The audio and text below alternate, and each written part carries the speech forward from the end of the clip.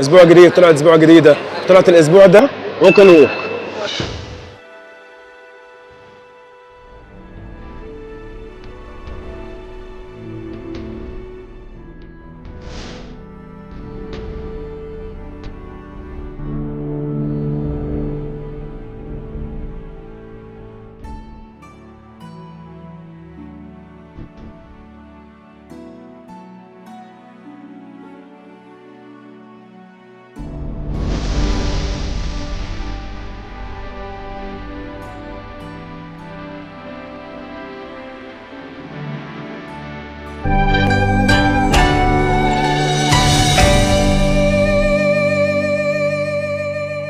ووك اند ووك من اكبر واشهر مطاعم التشاينيز فود في مصر كلها، فاتحين في مصر من 2013، قدروا مساحتها لحد النهارده يعملوا 8 فروع، 2 في التجمع، واحد في الرحاب ومصر الجديده والمعادي والزمالك و6 اكتوبر والساحل الشمالي. وطبعا كعاده كل الفيديوهات هحط لكم رقم تليفونهم بعنوان الفروع كلها باللوكيشن بتاعت كل فرع فيهم بالظبط في وصف الفيديو. بيقدموا اكل صيني وده الاساسي، واكل ياباني وهندي، واحنا قبل كده طلعت اكل تايواني وسوشي وكوري وهندي، بس ما طلعناش خالص تشاينيز فود، ودي اول مره في حياتي كلها اجربه. فجيت النهارده عيد ميلاد، طلبت المنيو بتاعهم كله تقريبا، تعالوا نشوف حلو عندهم ولا نص نص ولا اي كلام. اشترك تقريبا ايه، واسعار حد كلها النهارده شامله كل حاجه، ما بتضافش عليها حاجه. لو عجبكم الطلعه ما تنسوش لايك القمر، ولو مش عاملين سبسكرايب لسماحه تعملوا سبسكرايب. ربنا يستر ويجيبها جمال ويعدي الطلعه دي على خير. يلا بينا.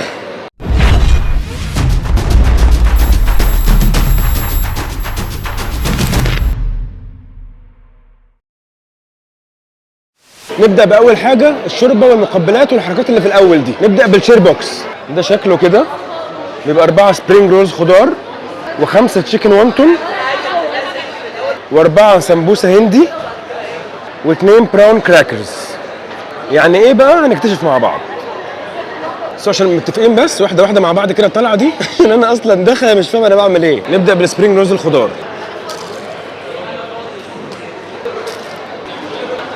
حلوه جدا وتوابلها خفيفه ومش شاربه زيت خالص. ماشي، تقريبا هو ده التشيكن وونتون. بص شكله غريب ازاي.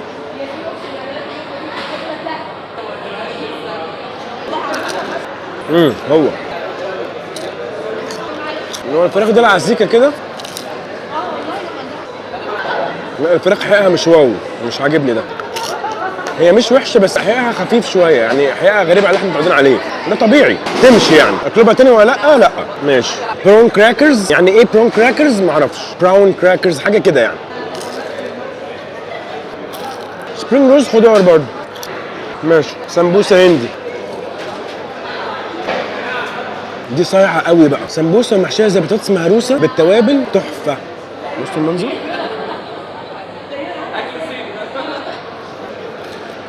بطاطس مهروسه، عدس، ما تفهمش بس طعمها حلو قوي. مديها على عدس شويه عشان السمبوسه عدس. ما شاء الله. ماشي. نخش على التشيز ستيكس، بتبقى صوابع جبنه مقليه، ده شكلها كده، بس طبعا صوابع طويله جدا. ولع لي. جبنه حلوه قوي وبرده مش شاربه زيت خالص. جبنه زي ما يكون فيها كده توم شويه، حلوه قوي قوي. جامده التشيز ستيكس دي. نخش على الشاندونج. الشاندونج ده بتبقى كوسه مقليه حاره، ده شكلها كده. قالوا كوسه يما. كفرات وحركات. خش على الكوسه. هي سبايسي بس طعم الكوسه فيها مش واضح قوي، انما خلطه السبايسي دي تحفه، مولعه نار، خلي بالكم. حلوه قوي، عجبتني، بس انا بحب السبايسي قوي فدي دماغي دي. حلوه قوي، جامده جدا. نخش على هونج كونج فرايز. دي فرايز هونج كونج، ده شكلها كده، واضح ان هي حاره برضه. هي حاره جدا طبعا، بس البريدنج، طبقه البريدنج اللي هي طبقه القشره اللي من بره دي كتيره قوي فزياده كده، وبعدين طريه كده ببعض، مش مقرمشه مثلا. لا السبايسي صوص حلوه جدا. الفرايز لا. نخش على الشريمب كنافه، بيبقى جمبري بالكنافه. استروا علينا يا رب، احنا غلابه. دي الجمبريه اهو اهو.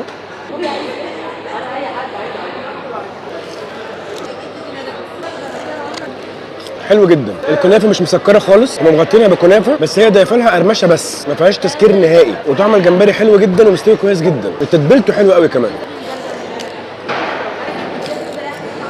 حلو قوي. نخش على الشرب، نبدا باول حاجه هوت تشيكن سوب. ده شكلها كده، بس واضح طبعا ان هي هيطلع سبايسي يعني. يا رب انا بعمل ليه بس حاجات ماليش فيها. طيب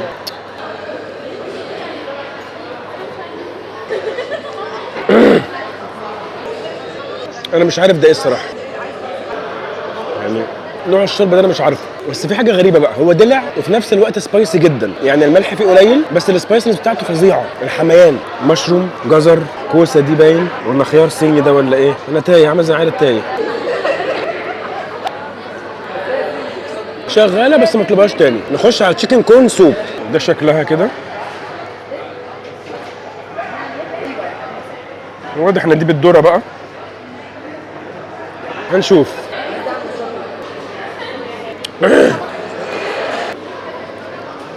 العجيب ان الشوربه لزجه جدا، لزجه يعني. بصوا يا شباب، لو بتحبوا السويت اند ساور اللي هو حلو مع حادق او الطعم المسكر في الاكل، هاتوا التشيكن كورن دي. لو بتحبوا الاكل سبايسي هاتوا الهوت تشيكن سوب. في الحالتين الاثنين ما كيفونيش الصراحه، اقل من العادي. نخش على التشيكن سبرينج رولز. دول 4 قطع تشيكن سبرينج رولز. يا ترى مزيته ولا انا متهيألي؟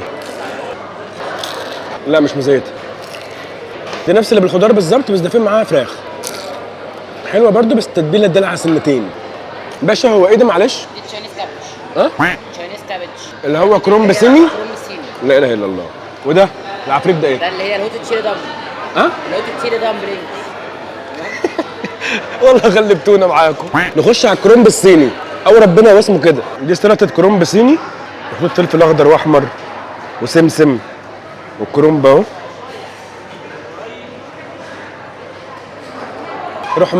رحماك يا الله. كرومب ده حلو قوي بقى قوي، محطوط معاه صوص سبايسي كده وكرومب متقطع برضو.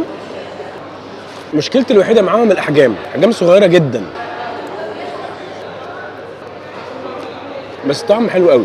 نخش على الخيار الكوري. خيار كوري، دي سلطه خيار كوري، خيار برضو معاه صوص وفي سمسم على الوش اهو. ماله الخيار بتاعنا؟ زعلكم في حاجه؟ هو على فكره هو الخيار بتاعنا بالظبط، ومعاه صوص حادق كده، مش عارف صوص ايه، بس هو يعني مدي لزعان شويه كده. حلو قوي. نخش بقى على الهوت تشيلي دامبلينجز. ما حدش يقول لي يعني ايه، ماليش دعوه.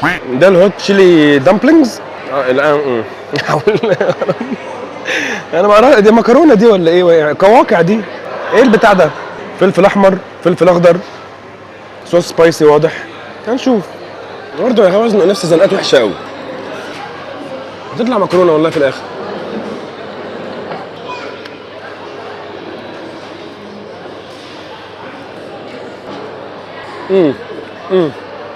هي مكرونه بس محشيه حاجه، ايه هي بقى؟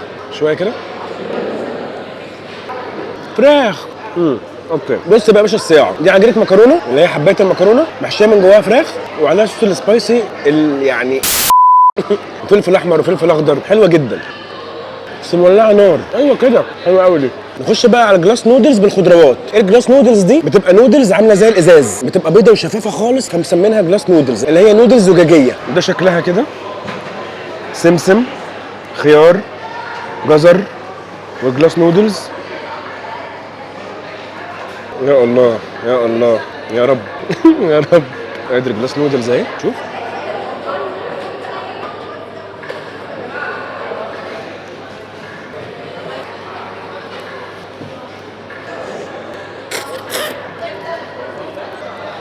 طب والله العظيم ما بحور عليكم، الجلاس نودلز دي كاني باكل مكرونه ميه عديمه الطعم، ملهاش طعم، لا حلو ولا وحش، مفيش طعم خالص.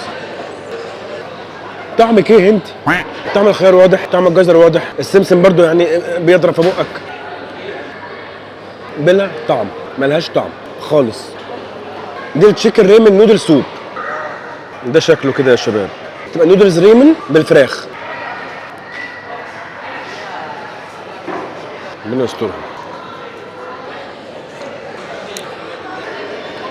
ايه ده؟ انا ما اعرفش ازاي، بس اقرب طعم لدي شوربه لسان عصفور. اوعد الله حياه امي، يعني انا اول ما ضربتها كده حسيت ان انا بشرب لسان عصفور.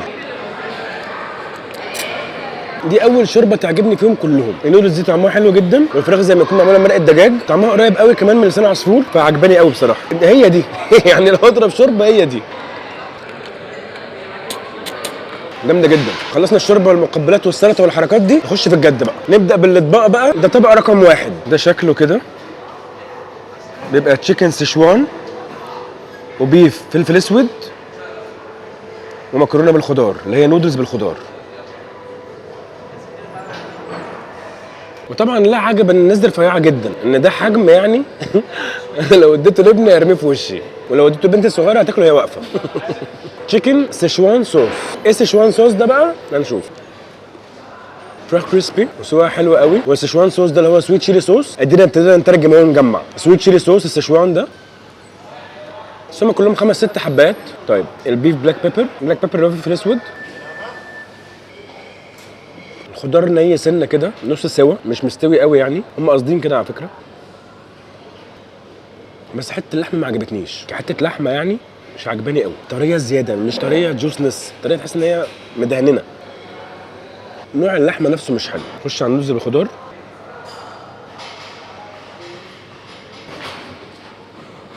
نودلز ساده من غير اي صوص، معاه خضار متقطع.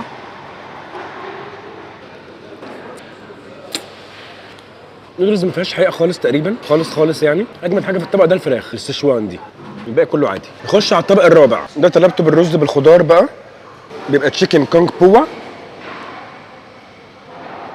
مع بيف سبايسي. ده الطبق الحار في المنيو، كنت بشرب بيه خير. ده رز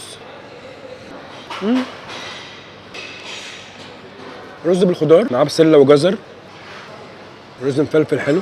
تشيكن كونج بوا. الفراخ هنا اقل كرانش من التاني، والصوص ده سبايسي اكتر. كونج بوا ده بس فيه تسكيره برضو، يعني دخل فيه سنه سكر كده. ومن اللحمه دي، لحمه سبايسي. الصوص سبايسي ده كافر، الصوص سبايسي ده رهيب، كافر يعني. طب ناخد بقى حته لحمه كده، معلقه لحمه يعني، نقلب بقى. حاطين معاها بصل وفلفل اخضر وفلفل احمر، وصوص سبايسي رهيب، فظيعه. صوص تحفه، انما نفس التعليق على اللحمه. نوع اللحمه دي مش عاجبني، مزلط كده، مزفلط كده، غريب. مش اللحمه الملبسه اللي احنا بنحبها، لا، هي لحمه طريه، طريان مش التلبيسه. انتوا فاهمين انا بقى يعني. انا بحاول على قد ما اقدر والله، اعمل مجهود فظيع يعني. طريه كده، مش عارف يعني، فيها حاجه تحس ان هي لحمه ملبنيه كده، فده مش عاجبني ده. صوص تحفه، لحمه وحشه. الشيكن عندهم رهيب، والكونج بو ده صوص حلو قوي، جامده الفراخ. نخش على طبق رقم 7، نمرة 220. يا ريت الكاميرا تجيبه لنا. ده شكله كده بيبقى تشيكن ووك اند ووك، تشيكن بصوص ووك اند ووك، واللحم بصوص المحار، اويستر صوص.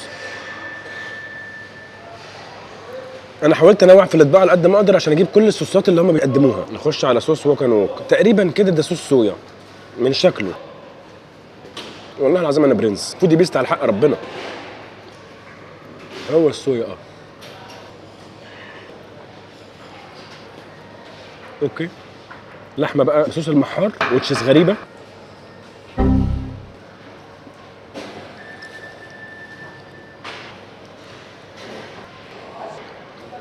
لا لا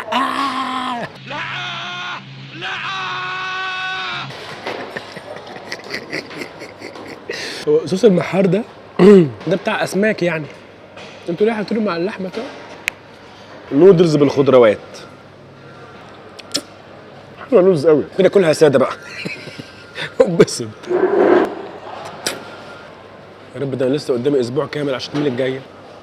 هو الصوص الصويا ده في لزعان سنه كده، فحلو مش وحش يعني، اما تدي فيه شويه بيبقى حلو لذيذ يعني. انت حلو اهو من مالك. بس الاويستر ده مش هجربه تاني، والنودلز زي ما قلت لكم حلوه جدا. ده كرييتور اون بوكس، بيبقى بوكس انت بتشكله على مزاجك، بتختار الاول نوع النودلز وبعد كده نوع البروتين وبعد كده الصوص واي اضافه انت عايزها. انا عملت واحد بالكريسبي نودلز، ده نوع نودلز عندهم كده اسمه كريسبي نودلز، بتبقى نودلز كريسبي تقريبا نودلز مقليه، واخترت معاه تشيكن فراخ، واخترت الصوص جارليك جينجر اللي هو جنزبيل توم، واخترت اضافه مشروم واضافه بيبي كورن. تعالوا نوريكم. الله الله، في دبوس هنا كده لو شلتوه البوكس بيتفتح. يا سلام يا سلام، شوف العلم نور برضو. طب خلاص افتح بقى. قشره زال. ده شكل البوكس كده، كريسبي نودلز مع فراخ وصوص جارليك جينجر ومشروم وبيبي كورن. طبعا السعر اللي هعرضه هو سعر الحاجات اللي انا اخترتها دي كلها مع بعض يعني، وهقول لكم برضو دلوقتي سعر كل واحد لوحده ايه. الكريسبي نودلز ب 35 والفراخ ب 43 والجينجر جارليك صوص ب 14 جنيه والمشروم ب 12 والبيبي كورن ب 12. كريسبي نودلز. نودلز مقليه محمصه، قلب على زي الشعريه المحمصه كده. افردي نفسك كده، افردي نفسك كده، ما تزهقناش. عشان بقى كريسبي نودلز ما تتراش بيجيبوا الحاجات كلها بره. فادي الفراخ بالجارليك جينجر صوص بالمشروم والبيبي كورن لوحدها على جنب في علبه. يعني دي المكرونه بس بالخضروات. اوكي، مشروم فراخ بس. الله يستركم. ايوه اهي.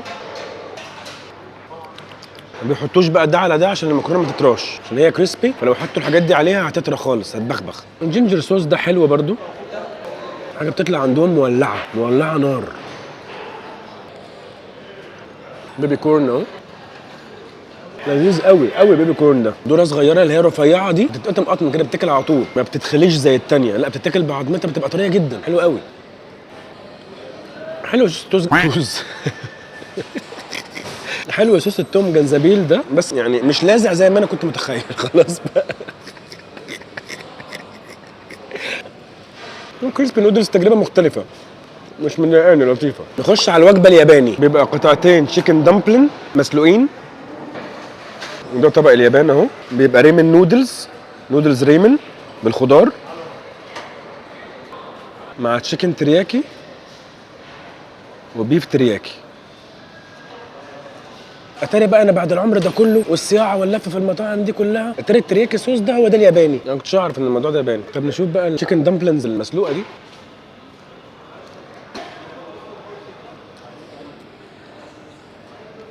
كول كول كل اكل ايه؟ اكل ايه انا؟ كل السبايسي برقبتها. تشيكن ترياكي. ده زي ما يكون اقسم بالله عسل اسود.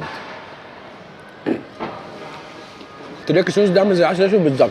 ريمن نودلز زي النودلز العاديه اللي بالخضار، بس دي بتبقى ارفع شويه، رفيعه سيكه في الحجم. لو بتحبوا النودلز اكتر اللي احنا بنجيبها بتاعتنا احنا دي، هيعجبكم دي اكتر اللي هي الريمن نودلز دي. لو بتحبوا الفيتوتشيني بتاعتنا احنا اكتر هيعجبكم النودلز اللي هي بالخضار اكتر. شغاله مش وحشه. بيف ترياكي، هو ترياكي نفسه ما يعني تعرف ايه؟ ترياكي ده يعني عسل اسود. اقرب حاجه ليه يعني، تحس ان هو عسل اسود متخفف بميه، ده اقرب وصف ممكن اوصفه بيه. ما تطلبوش مني اشرح اكتر من كده. تحبوا السويت اند ساور قوي قوي قوي مش هزار، دي هتعجبكم. ما كانش اجري يا مجدي. نخش على الانديان فيستيفال، الوجبه الهندي. بيبقوا 2 سمبوسه هندي الله مع رز هندي وتشيكن تندوري وبيف كاري. الغريب واللي استفزني ان المفروض دايما معروف ان التشيكن هي اللي بالكاري، بيف بالكاري دي اول مره في حياتي اجربها. تشيكن تندوري ماشي جربته قبل كده في الطلعه الهندي، انما بيف كاري ده جديد عليا الصراحه. نجرب كده الرز الاول، الرز الهندي ده اللي محمر عينه. واللي لازم اقوله في الرز ان الرزايه سواها مش كامل، يعني هي بتعض شويه كده، ماسكه نفسها، مش دايبه زي الرز بتاعنا احنا، لا يعني فيها عضه كده زي الخضار اللي على البخار كده شويه. تشيكن تندوري.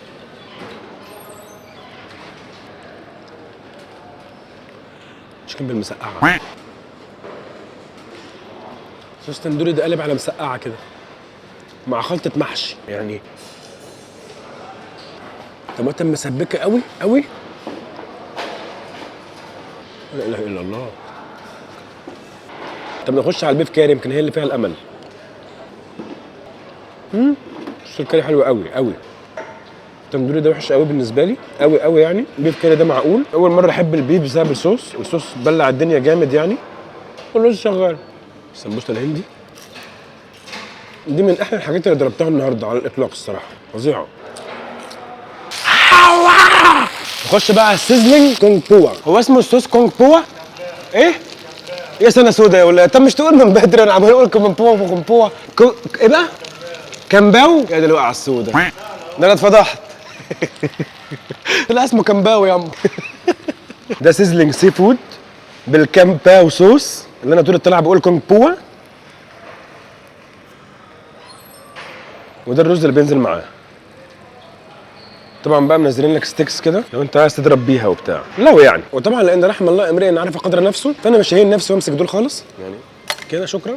بقى ايه الرز ده؟ عاجبني قوي الحركه بتاعت الكبسوله اللي هنا دي، اللي انت تفتحها. الله، شوف الرز، شوف الرز يا بيه. افتح الكبسوله، فرقع الكبسوله، انزل بالرز. يا سلام عليك، يا سلام. دلعني ارجوك، دلعني عشان انا زعلت، دلعني. خش بقى على السي فود اللي هو قاله عشان نسيته والله. البطاطس دي باين كاليماري، ايوه كده. جمبري، جمبري طازه، بس اوعوا تلمسوا البتاعه دي لانها مولعه نار، انا شروحتها مرتين. جمبري حلو برضو.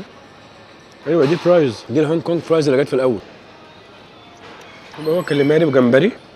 لو انا مش هعمل الحركه دي تاني. ليه؟ اكتر حاجه طاغيه في الطبق هو الكونج بو ده ولا كوباو ده، كمباء يعني الصوص ده السبايس ده. ما تضغطوش عليا اكتر من كده.